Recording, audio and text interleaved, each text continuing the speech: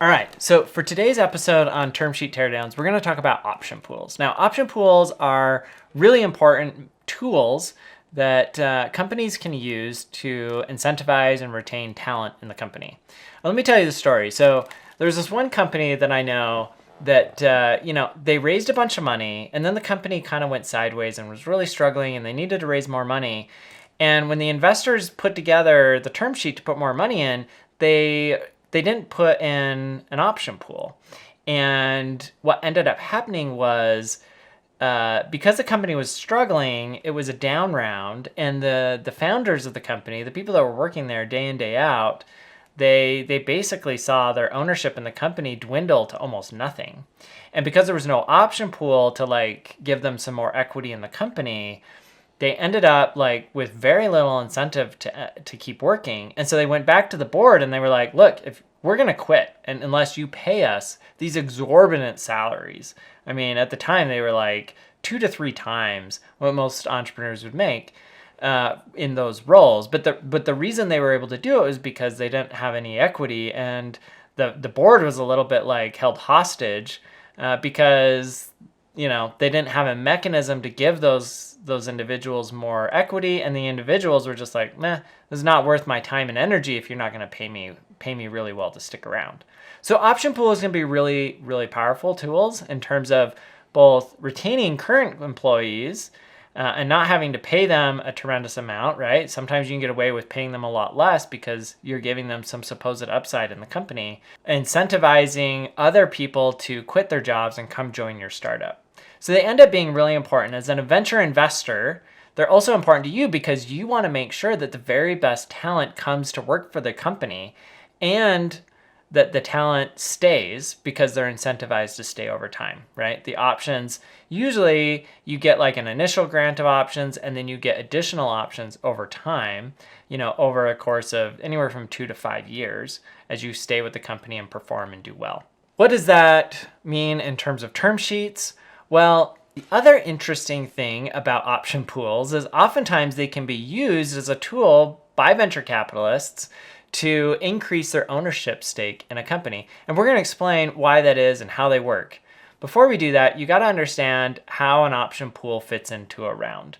So typical verbiage on a round might be something that says something along the lines of, we're raising a Series A round, which will include an option pool of X% of the fully diluted post money.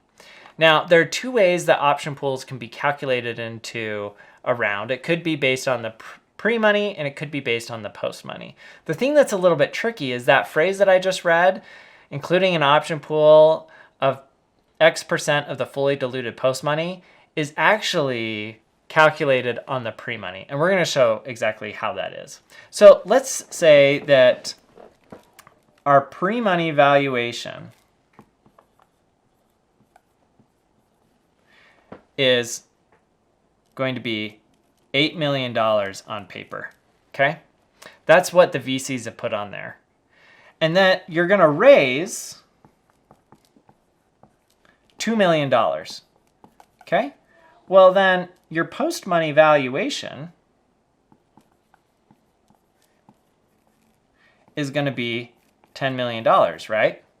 Well, what if they said, okay, it's going to be a $2 million with a 20% option pool based on the post money? Well, in that case, we're going to take this 20%, we're going to multiply it by this $10 million. And what's going to end up happening is there's going to be $2 million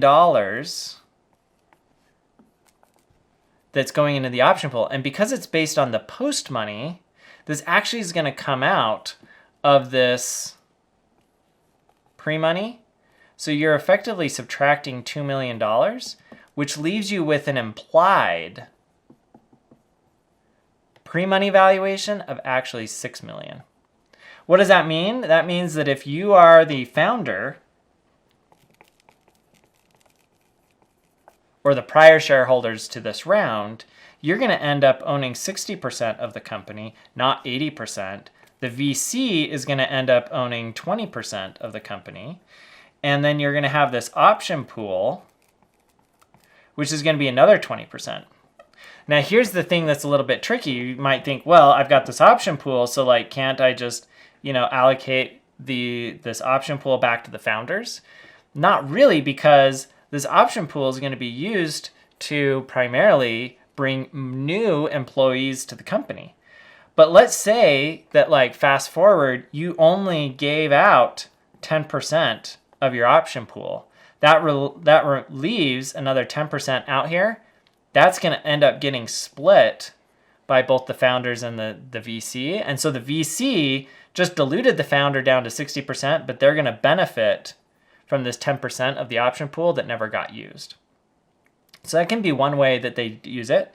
It could also be, it didn't get used because either you didn't issue it, or it could also be that it didn't get used because the employee didn't earn all of it, right? Because usually they're on these vesting schedules for like 4 years.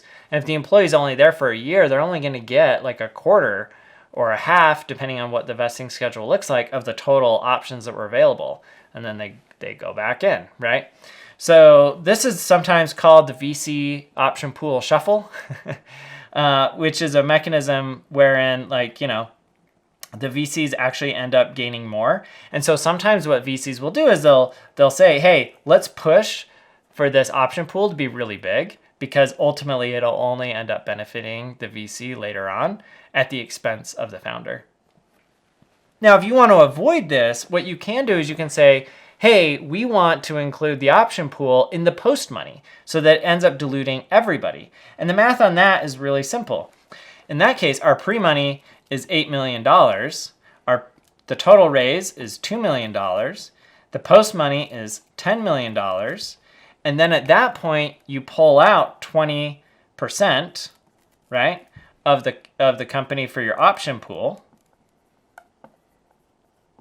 And in that scenario, the founders or the prior shareholders, they're going to end up owning 64% of the company. The VCs will end up owning 16% of the company. And the option pool will have the 20%. So what are the pro tips here? If you're a founder, you should go in and feel very strong about what your option pool should be. And the way you do that is you have a very discrete hiring plan. And you say, we are going to hire these individuals, and we're going to pay them this amount in options that we feel is like market related.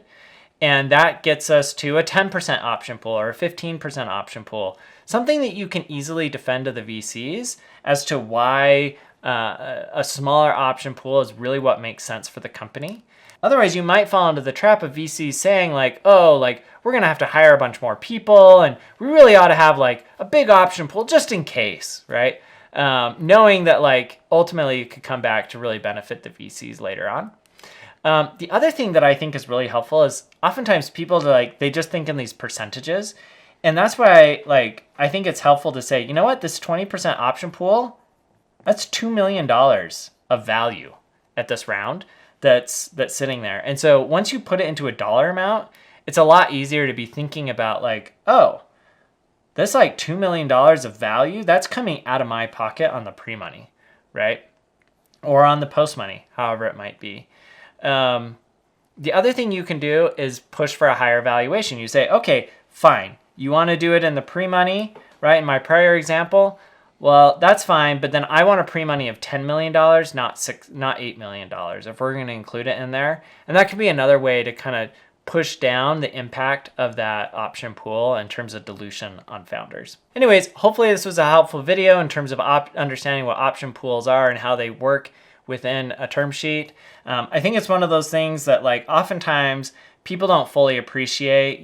Founders are just like, oh, look, in this example, I just sold 20% of my company, right? I'm only going to get diluted by 20%, not realizing that they also effectively gave up another $2 million, another 20% of their business, and that they really got diluted by 40%. Understanding that at least can set appropriate expectations when you're going through the negotiations and understanding where the negotiation levers really reside. If this video is helpful, check out some of my other videos, like where I talk about what is a term sheet in venture capital. Thanks.